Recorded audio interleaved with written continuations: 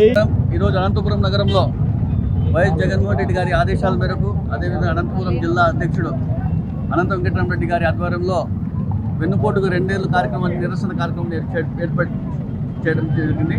ముఖ్యంగా ఈరోజు చూసుకుంటే పెద్ద ఎత్తున వైఎస్ఆర్సీపీ కార్యకర్తలందరూ కూడా హాజరు కావడం జరిగింది. మనం చూసుకుంటే ఎన్నికల ముందు చంద్రబాబు నాయుడు గారు ఏ విధంగా అయితే సూపర్ 6 అని చెప్పేసి అధికారంలోకి వచ్చిన తర్వాత ఏవైతే ఆయన బాండ్ల మీద సంతకాలు చేసి మేము అధికారంలోకి వచ్చిన తర్వాత ఖచ్చితంగా దీనికి అమలు చేస్తామని చెప్పేసి చెప్పిన విషయం కూడా మీరందరూ ఒకసారి గుర్తించుకోవాలా. దాదాపుగా 2 ఏళ్ళు ఈరోజు 2 ఏళ్ళు కూడా పూర్తి కాబోయింది.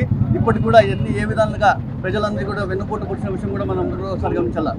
గతంలో మనం చూసుకుంటే 2019 నుంచి 2024 వరకు వైఎస్ జగన్మోహన్ రెడ్డి గారు ఏ విధంగా సంక్షేమం కావచ్చు, అభివృద్ధి కార్యక్రమాలు కావచ్చు, ఏ విధంగా అభివృద్ధి కార్యక్రమం ముందుకు పోయిన విషయం కూడా మనం ఒకసారి గమనించాలి. ఈరోజు నిరుద్యోగులు కావచ్చు, మహిళలు కావచ్చు, రైతులు కావచ్చు, ఎంప్లాయీస్ కావచ్చు, అదేవిధంగా అనేకవంటివన్నీ హామీలు ఇచ్చి కూడా ఈరోజు ఒక్క హామీని కూడా నెరవేర్చుకోపోయిన విషయం కూడా మనం ఒకసారి గమనించాలి. ఈరోజు ఫ్రీ బస్ అని చెప్పేసి 16 కేటగిరీలు ఉంటే కేవలం 5 కేటగిరీలు చెప్పిన వెన్నుపోటు వచ్చిందని చంద్రబాబు నాయుడు గారు. అదేవిధంగా ప్రతి ఒక్కటి కూడా గొడ్డల పార్టీ అని చెప్తున్నారు. ఇన్ని వెన్నుపోటు కార్యక్రమాలు చేస్తున్నారు. ఎవరికి గొడ్డల పార్టీ అని నేను ప్రశ్నిస్తున్నాను.